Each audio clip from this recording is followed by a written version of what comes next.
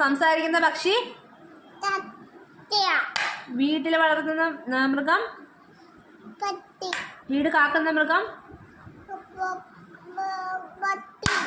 പാല് തരുന്ന മൃഗം? മുട്ട തരുന്നത്? പിന്നെ ദേശീയ പുഷ്പം? താമരപ്പൂ. ഓക്കെ.